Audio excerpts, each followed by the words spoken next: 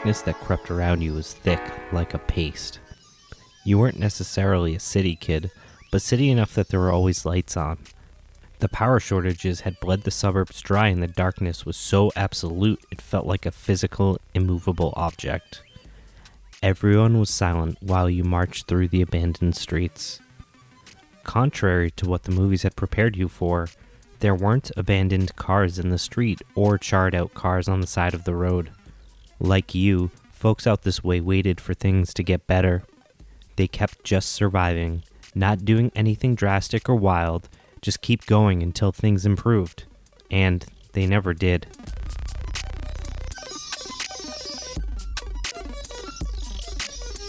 The salt spray in the distance hit your nose. You remember in the summer, if the wind blew the right way, you'd pick up the ocean breeze. The city was on an inlet, a former shipping port, but the sandy beaches had been left alone because they flooded quickly and foundations never held for very long. The beach belonged to the fishermen, and that's where you were headed. If you're not from old fishing communities, you'd think that fishing season ends in the winter, but it doesn't. The fishing season changes. Pollock and cod, if the cod hadn't been driven completely away by overfishing and climate change anyway, are still staples. You didn't know how to fish, but you grew up around the seasonal nature of the business and you picked up a few things. The other nice thing about being near the ocean is that folks don't realize how much is edible that comes out of the ocean. Your brother-in-law, he's a yuppie asshole, but he invested in some kelp farming business, so during Christmas he told you all about it. You couldn't identify any of the species, but a lot of plants that wash up on shore are actually edible and nutritious, and at this point, the fear of malnutrition was stronger than the fear of food poisoning. You keep walking for what seems like hours. You'd driven out to the beach plenty of times, not nearly as many times as you said you would when the summer was just starting to appear, but enough, and it never felt this long. The waves crashed in the distance. You couldn't be more than a half a mile at this point. The houses started getting close together, shotgun ranches mixed with new construction on massive beams 15 feet above the ground, a mix of new money and second homes and dock workers. Every beach town was the same in the way it tried to commingle these two different groups.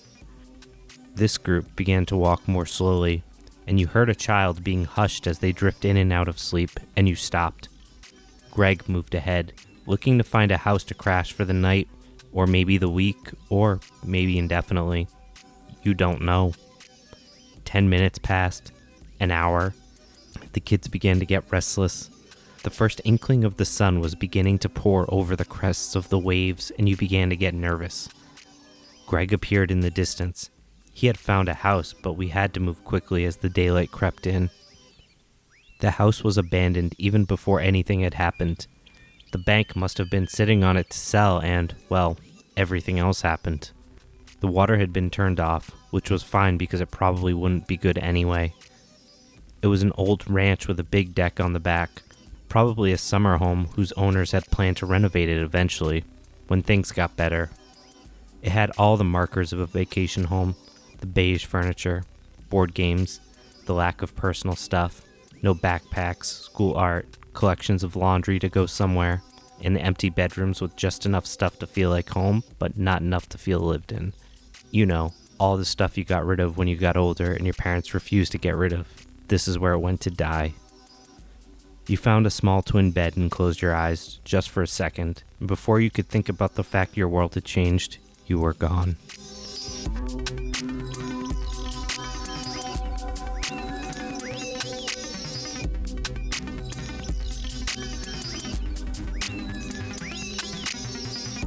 Hey folks, thanks for coming back.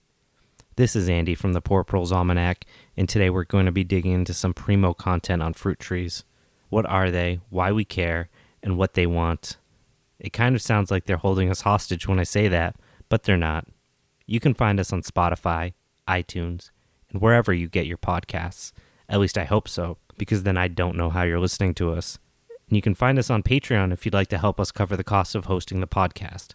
At this point, we don't offer any extras to folks donating. That seems to go against leftist mentality. Knowledge is for everyone, and if we get more money than we need, we'll be donating it to a good cause and keep y'all in the loop. While we do enjoy making this content, there's about 20 hours worth of work that goes into each episode, so any support we can get, we fully and wholeheartedly appreciate. Additionally, if you are using iTunes, please give us a review so more folks can find the podcast and hopefully join us on this journey. Lastly, we're on Instagram and Facebook if you want to follow us over there. And if this is your first episode, we highly recommend going back to the first episode and catching up, since each episode springboards from the previous content. Depending on when this gets dropped, the last episode we had talked extensively about forest biomes, or about small, gritty, and green. But if it is about forest biomes, we talked about how those correlate with soil community, forest health, and forest succession, as well as community resiliency, and now we're going to transition from that towards something that folks would more traditionally think of as a function of prepping. Fruit trees. I know, it took us 6 or 7 episodes to get there, but we did. We're finally on prepping. Most folks are familiar with fruit trees based on what they get at a big box store. They see an apple tree that says Granny Smith for $40. They buy it, plant it in the ground, wait a few years, get 10 apples, and which ultimately get bugs in them and drop from the tree early, and then the next year spray the ever-loving Jesus out of it because goddamn you've had this tree for 5 fucking years and you want to get one goddamn apple out of it, and you get a decent haul, but now you're like $200 into 20 pounds of apples, and the tree eventually dies or gets cut down. It was a mess anyway. It's okay, we've all been there. We are trained on how to take care of our plants by how we take care of our grasses. We don't do anything remotely normal when it comes to taking care of that, so how would we have the skills for fruit trees? Now, on the other side of things, some folks will have this apple from the store or the farmer's market or whatever and think, God damn, this is the best fucking apple I've ever had in my life. And they go and save the seeds. They think, I'm going to plant this seed and I'm going to have the best apples anyone has ever had, and everyone is going to be jealous of my sweet apples. Unfortunately, fruit trees do not grow true from seed. This means that if you were to plant 6 seeds from a Honeycrisp apple and grew them into trees until they produced fruit, you get 6 completely different fruit, and they may not look or taste anything like Honeycrisp. This is also true for pears and stone fruits. To preserve the unique qualities of the Honeycrisp, or any cultivar, a fruit tree must be vegetatively propagated by grafting 2 parts together. The cultivar, the top of the tree, which is a clone of the desired cultivar, for example, Honeycrisp, and the rootstock, the bottom of the tree, which consists of the root system. Now, what is a cultivar? The term cultivar is short for cultivated variety. Cultivars of fruit trees are vegetatively propagated. The root system and the above ground portion are joined by grafting. The portion of the tree above the graft is called the scion.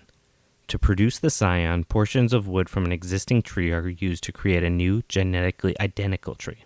For example, when you purchase a Honeycrisp apple, the top part came from the branch of another Honeycrisp tree, which came from another Honeycrisp tree, which goes all the way back to the original Honeycrisp tree.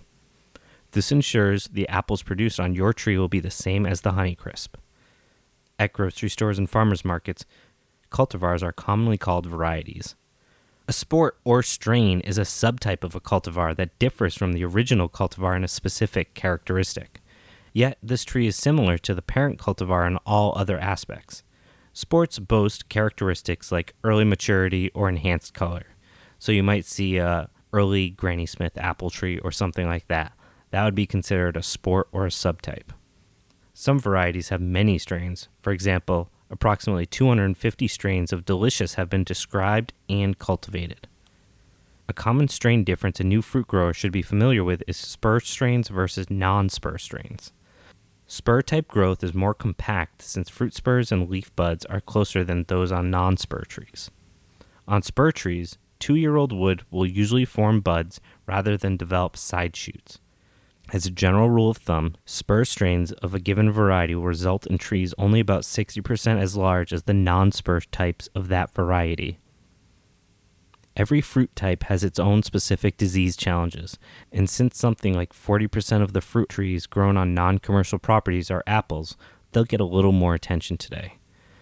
The additional benefit of apples is that they store really well, so if you're planning on storing food for prepping, they're a really great option.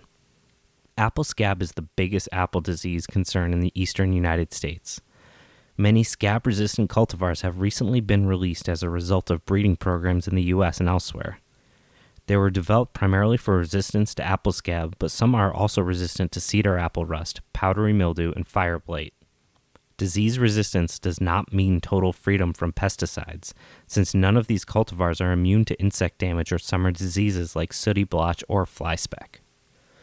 So, I know I just dumped a bunch of different diseases and issues on you without going through what they are. As a rule of thumb, you learn diseases as you deal with them. That's really the only way. If you look at 10 different types of rusts, you're not going to be able to tell the difference from powdery mildew, blight, any of those things. A lot of them look very similar. It's usually something like a scab or a black spot. Experience is your best educator here, and when you see something that doesn't look right on the fruit tree, you can look it up. It's good to have books and resources available for you as you go, and there are plenty of groups on Facebook and other pages where you can learn about these things and reach out to folks that have already dealt with it. Now, in my house, cider is a primary concern for apple use, both fresh and hard varieties. Hard cider apples have many characteristics that differ from fresh market cultivars. There are 4 categories of cider apples: bitter sharps, bitter sweets, sharps, and sweets.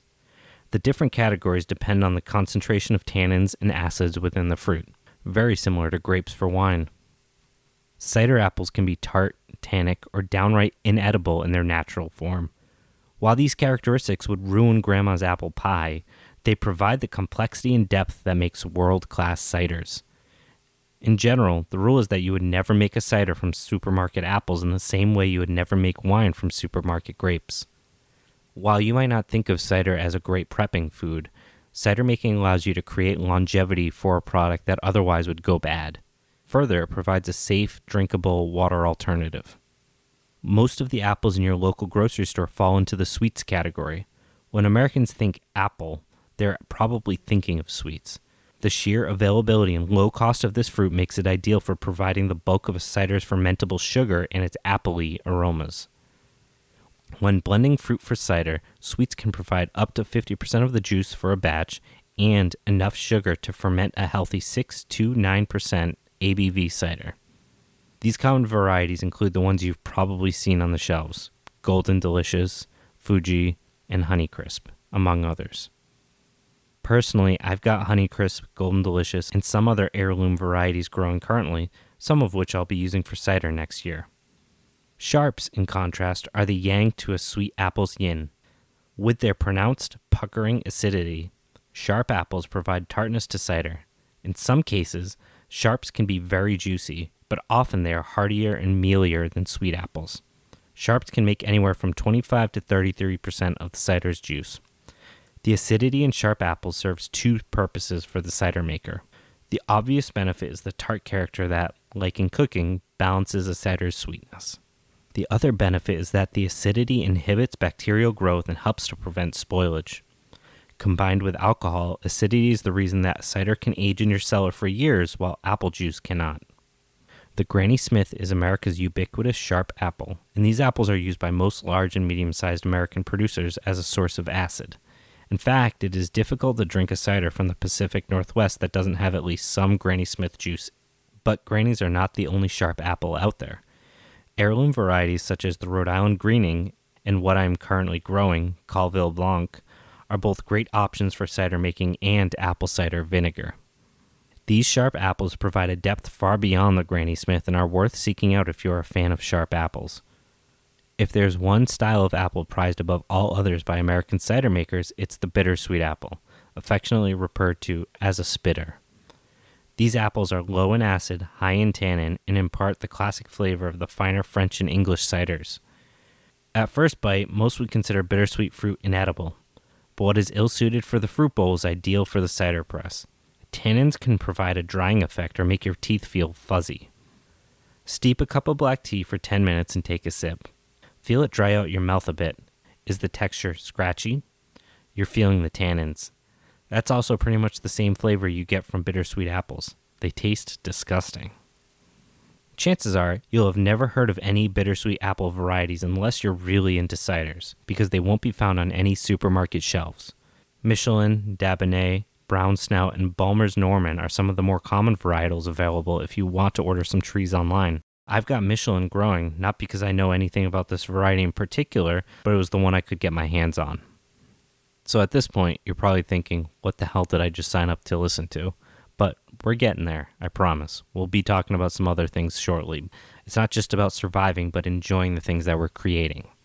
So, while some apples are undesirable at the dinner table, bitter sharp fruit, that small subsection of apples high in both acidity and tannins, are a prize for cider makers. They're pretty much the only cider apples that contain all of the necessary components of cider: sugar, acidity, and tannins. These apple varieties have been a staple of British cider making since the 17th century and now have found favor with cider makers in the US.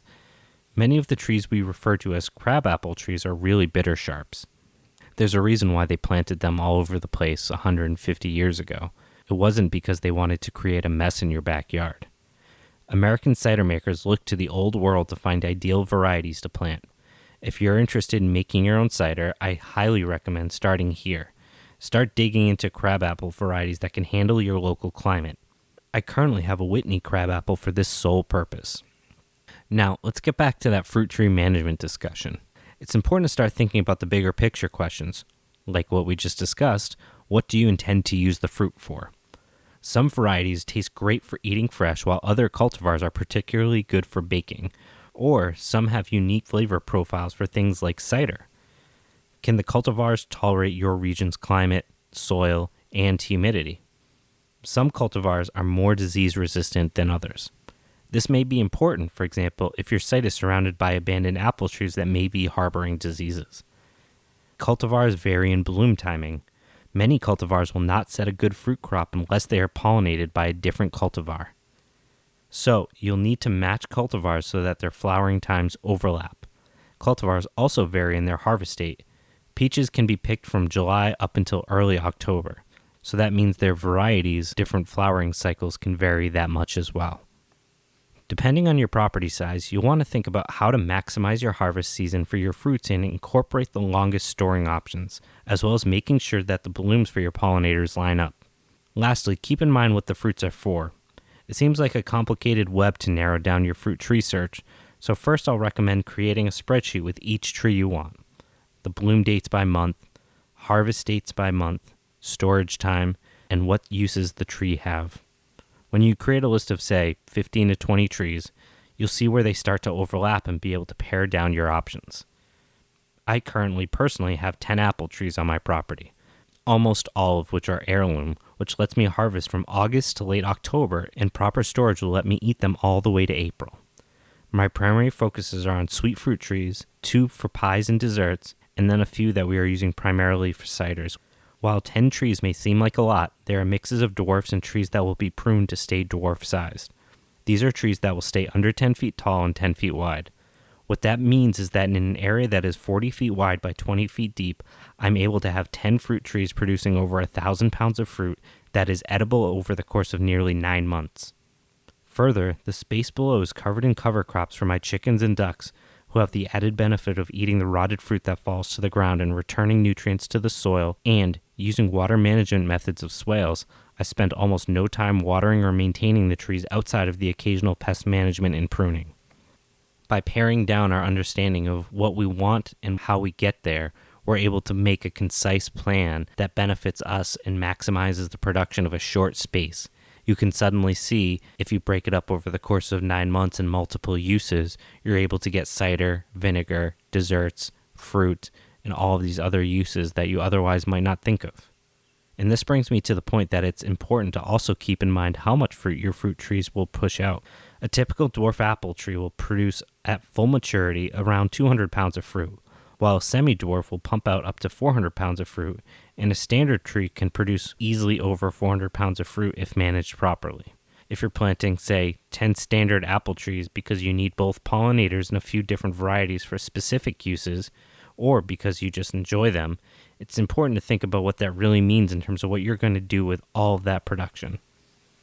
Additionally, it's important to tie in various fruit trees: pears, plums, peaches, nectarines, persimmons, pawpaws, mulberries, figs, cherries, quinces, and so on in order to not only provide diversity, but to extend harvesting seasons from July through November.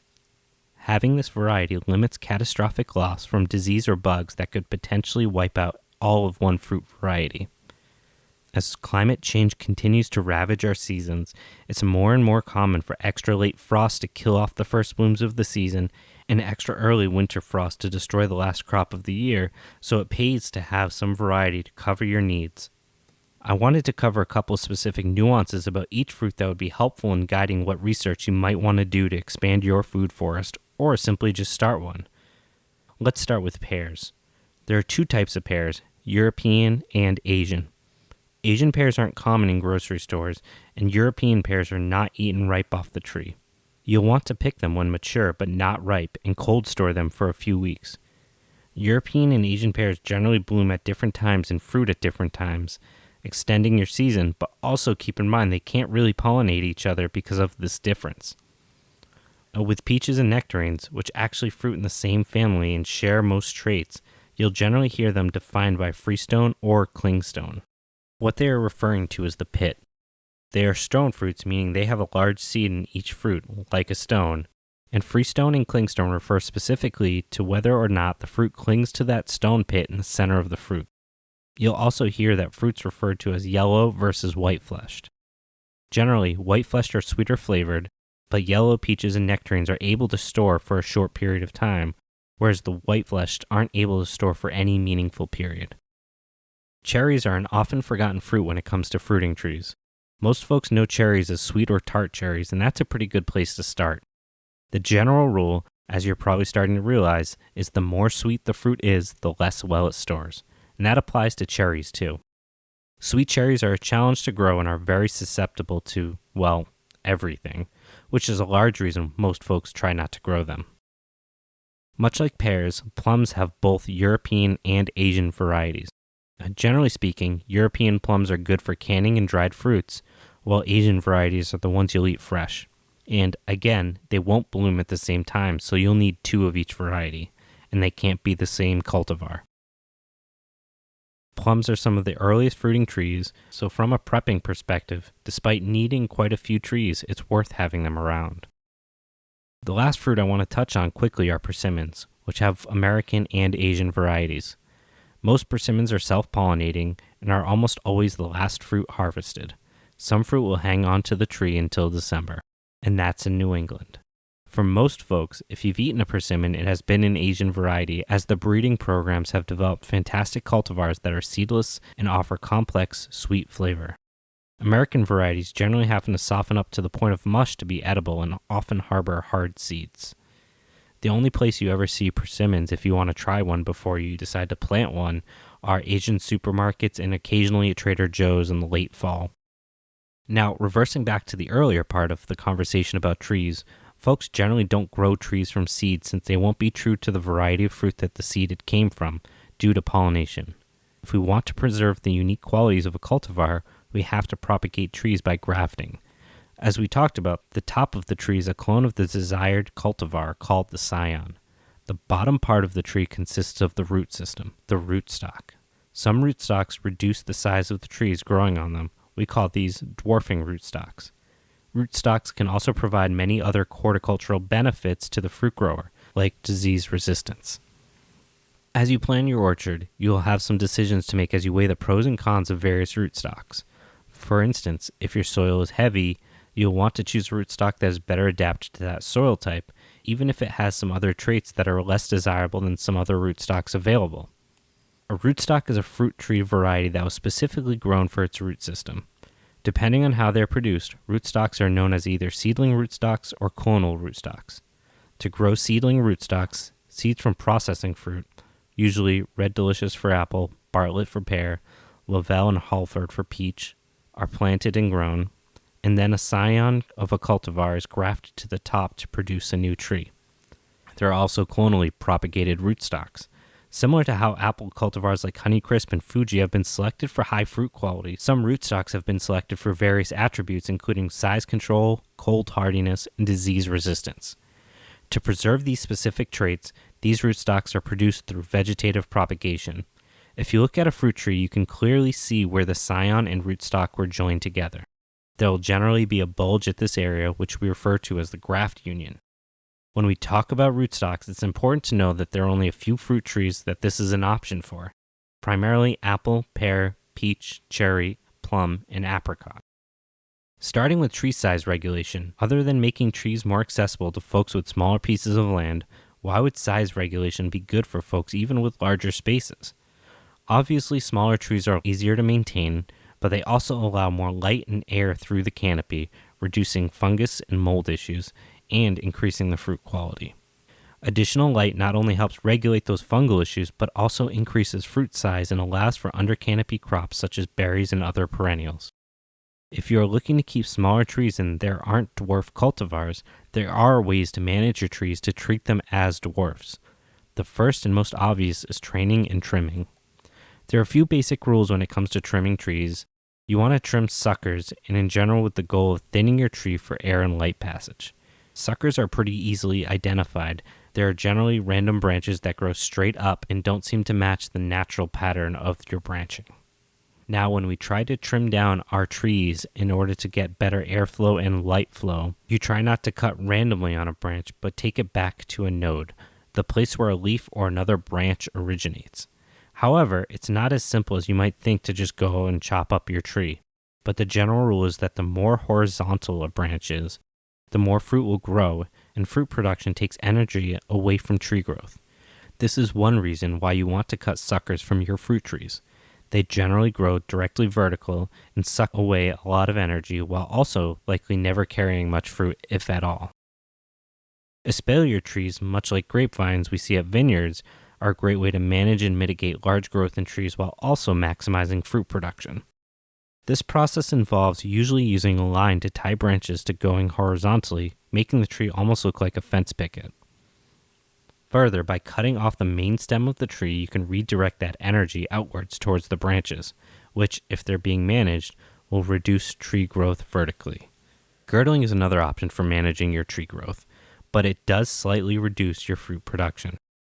Girdling is cutting into the trunk of the tree enough to reduce nutrient and water flow in the tree, but not enough to kill the tree.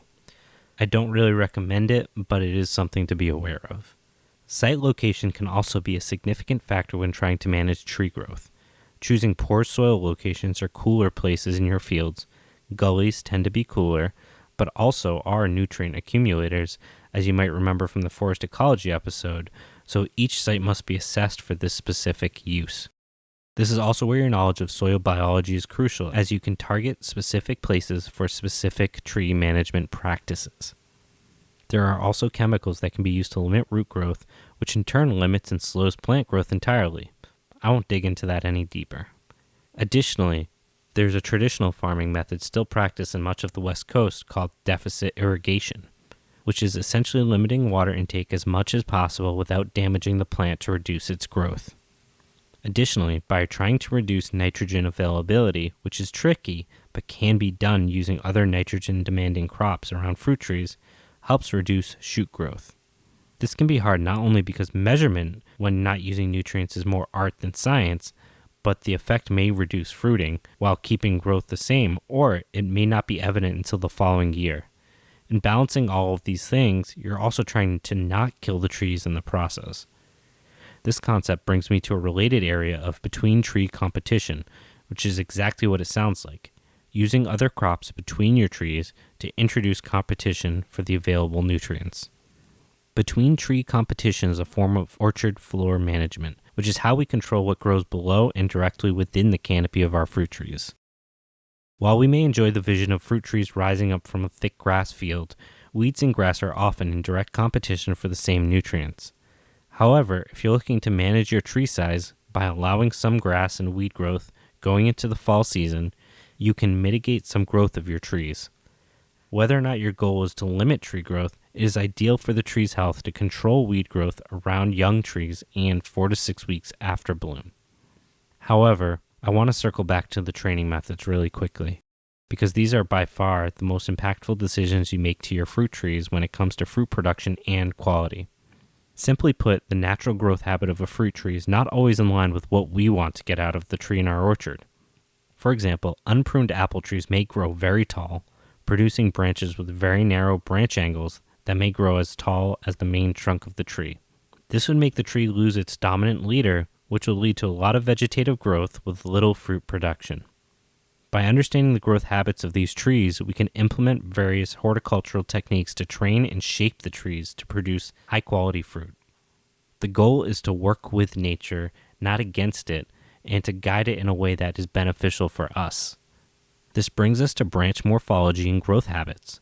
There are a few terms I want to clarify, otherwise it might get a little confusing as we talk about some of this stuff. The first term is leader, which refers to the trunk of the tree all the way to the upper point of the trunk.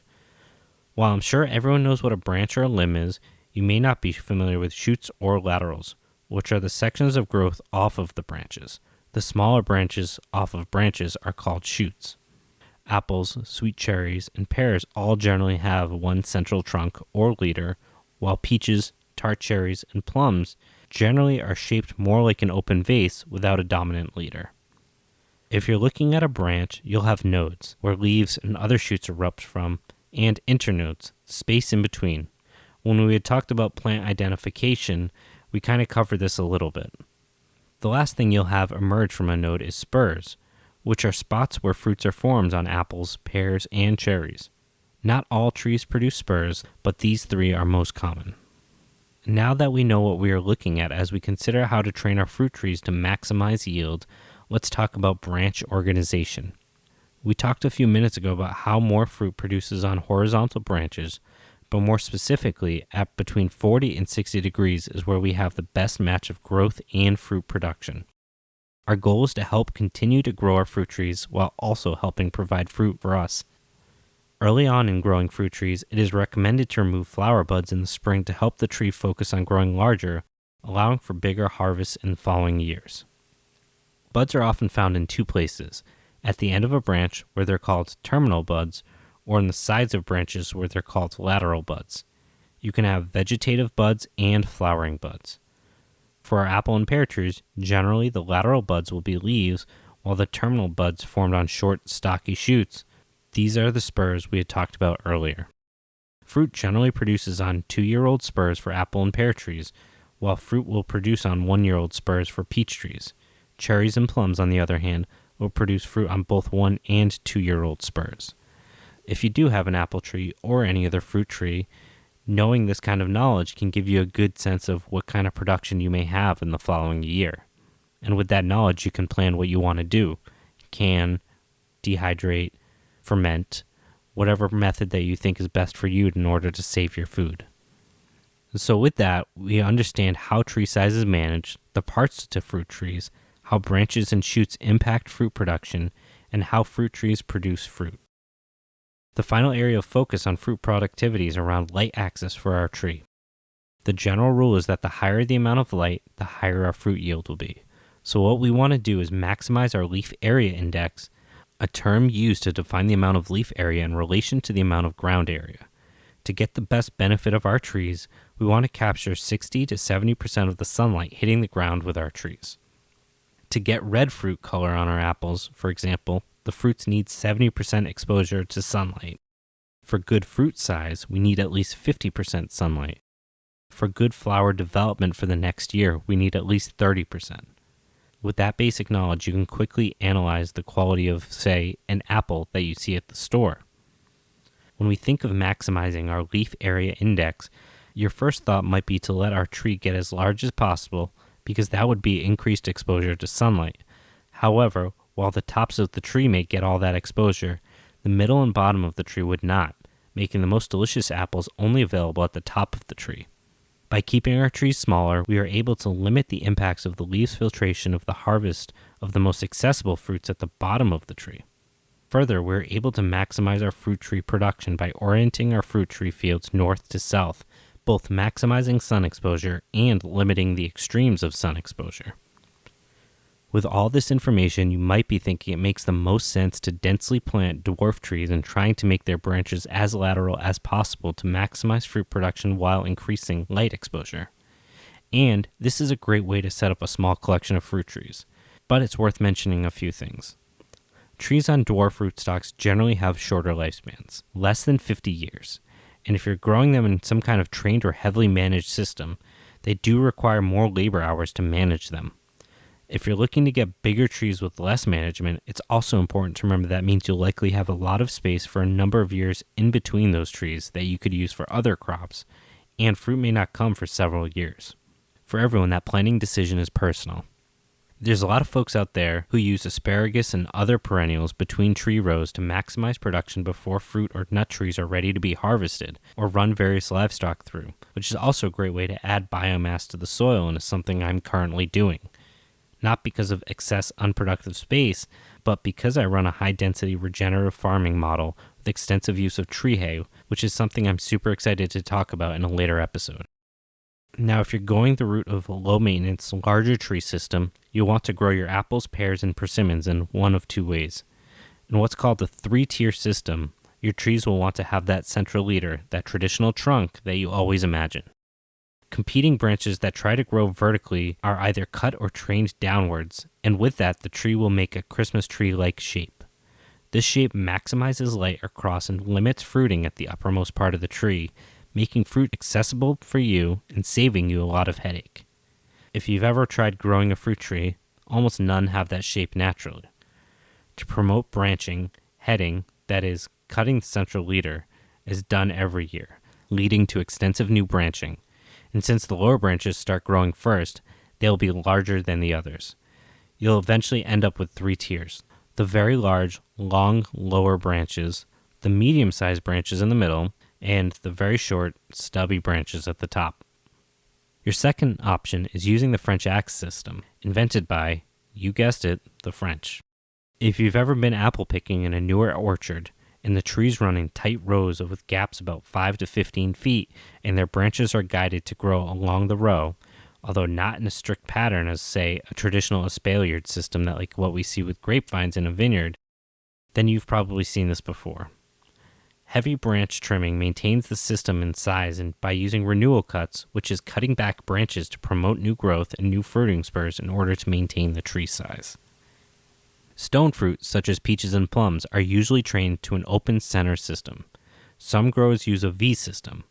In an open center system, the basic tree form consists of 3 to 4 main scaffolds, or primary branches that replace the main central leader. The scaffolds have secondary and tertiary branches that bear fruit on healthy 1-year-old wood. By training this way, we focus on shaping the tree to minimize the shading of fruit shoots. The ultimate height of a peach tree is determined by the selection of the main scaffolds. When you plant them, you'll want to head your trees to 20 to 24 inches above the soil. Then, once the trees begin to fill their space, maintain a tree height of 8 to 10 feet tall by cutting back scaffold limbs. Now, I can't really cover all the different fruit types here or the fruit type growing methods, but I want to give you a general taste of what this means to manage fruit trees, especially for folks that are coming from someplace where they've never had a fruit tree in their life. With that said, I wanted to hit the more popular things, but most fruit trees will follow either one of these or a modified version of one of these methods. Logistically speaking, if you're planting, say, 15 apple trees, one thing I would recommend is planting them according to their harvest date, and I say that for a few reasons. What I mean by that is planting multiple trees that may fruit in a specific time of year with other trees that may fruit in that same specific time of year, even if they're different species. The first reason this is beneficial is that by planting trees that harvest at the same time, they'll likely cross-pollinate if they're both, say, apple trees, and help maximize your yield. Even trees that are self-pollinating benefit from cross-pollination if possible. The second is that when harvesting, it'll be easier to keep track of which trees are ready to harvest. You'll go to one section of your property to harvest your apples, pears, and peaches that may come at the same time of year. Assuming that you're considering some type of food forest, you're likely going to be planting a lot of different things with different harvesting times. Whatever you can do to help organize this process will make your life a lot easier. I currently have around 75 fruit trees and a dozen nut trees on my property, and this is one of the areas that I organized my trees around, and it's worked pretty well. And at this point, I think we've gotten a pretty decent primer of what goes into the tree selection and tree training process of your fruit trees. We can start to narrow down the trees we want for each fruit, plan out our spacing for our trees, how we're going to train them, and what's the best process for harvesting and ultimately maximizing both our yield and duration of season to have fresh fruit. Additionally, we have an idea of how we can store that fruit in various ways based on the types of fruit cultivars that we choose. Like I said earlier, I can have fruit from my own very small orchard for 9 months of the year with proper storage. My current fruit tree area that I was speaking of is 80 by 100 feet. It's not particularly large by any stretch of the imagination. I have apples, pears, peaches, plums, nectarines, persimmons, mulberries, pawpaws, fig trees, and quinces, and they are still increasing in yield every year. Further, by maximizing the light through the canopy, I'm able to grow berries and herbs in the understory, using fruit tree guild systems, which we'll talk about in the next episodes, and my kids, chickens, ducks, and dog can run around in the space in between. Nothing is left to waste. I have another acre and some change to extend the system. I'm going to be continuing to add new fruits and varieties to add resilience through diversity and to produce more fruit and nuts for family, friends, and comrades. In methodically planning our small space, we can maximize the utility of our area by working with the tools that nature gives us while bringing our food closer to home. This creates resilience. Creating sustainable systems doesn't need to be high-tech, complex, or energy-intensive, but rather well thought out and organized by aligning our goals with nature. There's no reason all of the fruit we eat can't be grown within our neighborhoods, or at least within a short radius. In 1900, when New York City had 3.4 million residents, almost all of the food eaten within the city limits was grown within the surrounding 7 miles.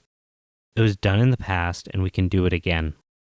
We have better research, resources, and a new need to find ways to decentralize our food system and to create community-based resilient systems. There's no revolution without revolutionary action towards our food web. I'm not going to pretend the material in these info episodes isn't dense. The goal isn't that you listen to a 40-minute episode and now you're ready to go start a food forest. However, I think we touch on the basics, and if you haven't ever thought about this area of food security or prepping in the past, it's a really great opportunity to get some basic knowledge and at least know what these terms mean. Too many people do go out and buy fruit trees because they think they should grow fruit. They see varieties, again, at Home Depot or Lowe's or wherever, and they say, oh yeah, I like that apple tree, that apple variety or whatever it might be. And at the end of the day, they don't have a clue what they're doing and the tree is doomed for failure. Hopefully, though, you feel like you've got your bearings on the subject matter now, and you kind of know where to start. There are a lot more qualified people out there to give you more information on what you need to do to meet the goals you have and to deal with the conditions of your property that you're looking to plant on, so this is just a first step. As always, thank you for listening.